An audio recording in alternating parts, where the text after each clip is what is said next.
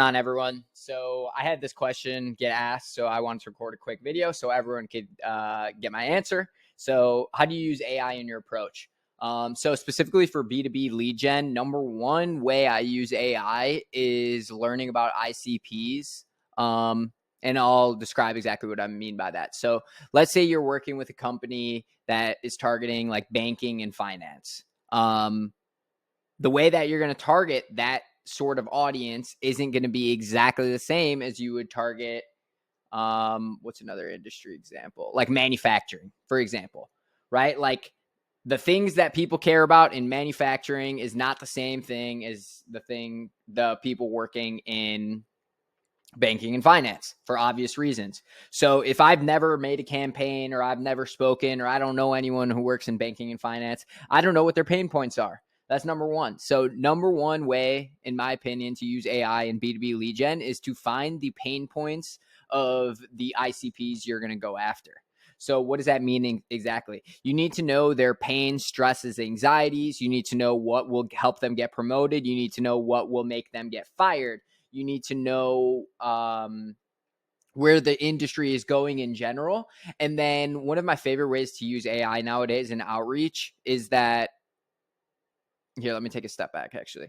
So when you're doing B2B cold outreach, they don't know who you are. They don't trust you. So you need to increase the amount of trust signals as much as possible. So what I do with AI is that I find relevant data points from that industry. So whether it's industry tailwinds, industry headwinds, we need to speak with a data point from a credible source in all of our outreach. You don't have to, but this is what I've been doing recently. It's been working really well. And why I think it works well is because there's going to be 4 questions anyone asks you when you do cold outreach to them, or 4 questions that they ask themselves. That is, who is this reaching out to me? Why are they reaching out to me?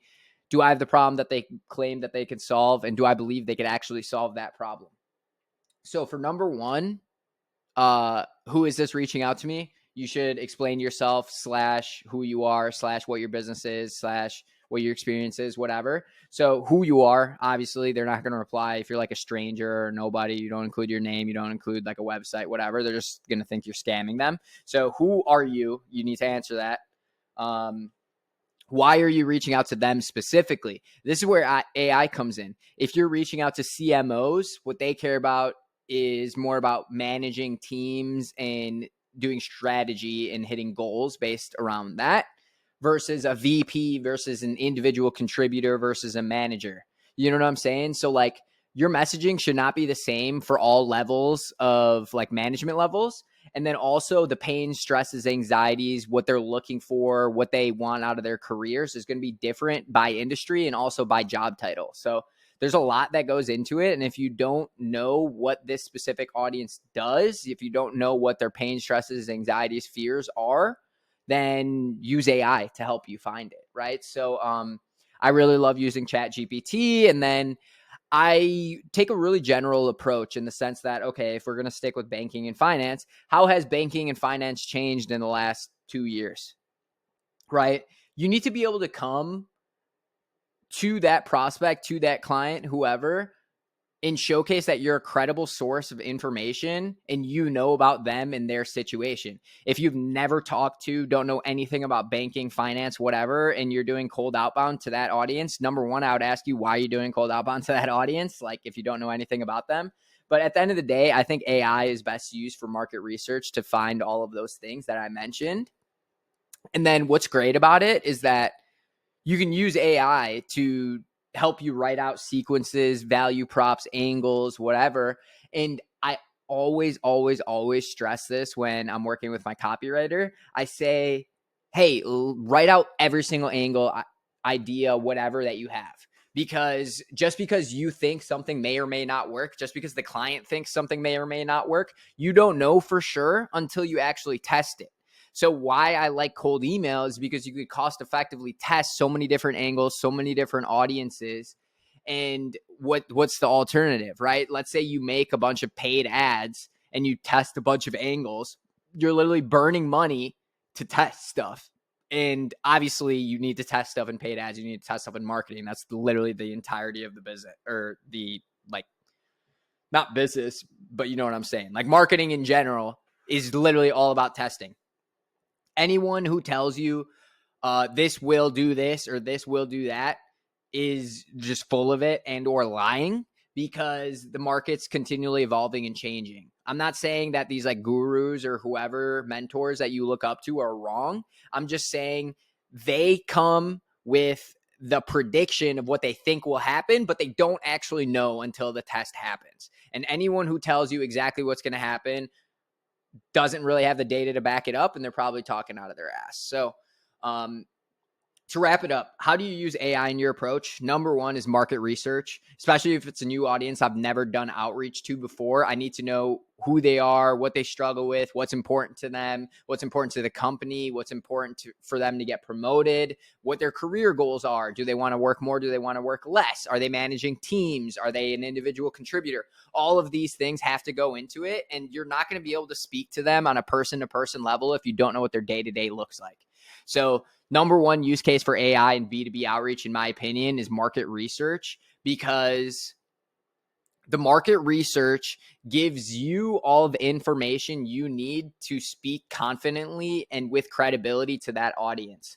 And then you could use that market research, and literally in the same ChatGPT thread, you can say, hey, based on all these pain, stresses, fears, and anxieties, help me write out 10 different angles for selling X service. You know, like, test as many angles as you want. Literally test all of them. You have nothing to lose by testing more. Nothing to lose by testing more. So let's go back to like the 4 questions that everyone asks when they receive cold outbound. Who is this reaching out to me? Why are they reaching out to me? Do I have the problem they claim they can solve? And do I believe they could solve that problem? Do I have the problem they claim they could solve? A lot of cold outreach I see doesn't even focus on problems. It's just like, hey, my name's Nick. I work for Sly Leads. We recently got this result for this client. Let's talk about it. Like, that's not even an offer in the first place. So if you could do really good in-depth market research, you could actually formulate offers based on that.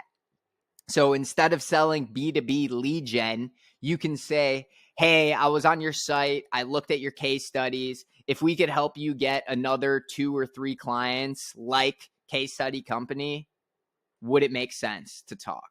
Right? Because then you're speaking of the dream end result versus just the, hey, this is the service that we provide. Need help with that? Or are you interested or anything like that?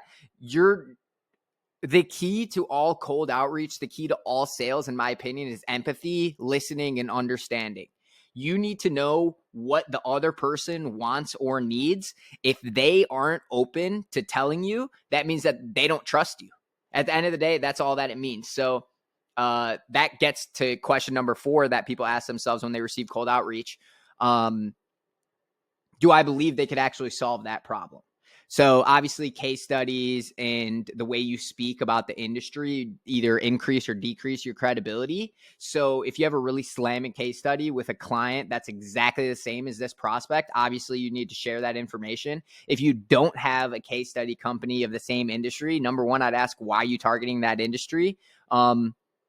And then instead of having, hey, you could believe me because I've done this for someone who's just like you need to change the offer in some way to include risk reversal or a guarantee or something, because you need to make it a win-win.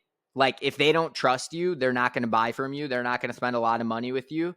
So either you need to just get them on the phone however you can, give them something for free to get them on the phone. And at that point, you could showcase your expertise, because you're never going to be selling on email. Never. That's one of the biggest cardinal sins of cold outbound, in my opinion. Don't try to sell on first contact. Don't try to sell on second contact even.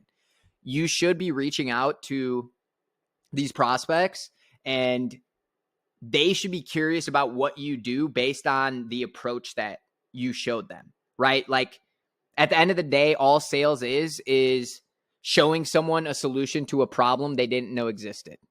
That's what it is at the end of the day. So how can you use AI in your approach? You could use AI to do market research, find out what those pain, stresses, anxieties, and problems are for those prospects. And then you could also use AI to formulate your offer on the back end to answer those pain, stresses, anxieties, fears, whatever.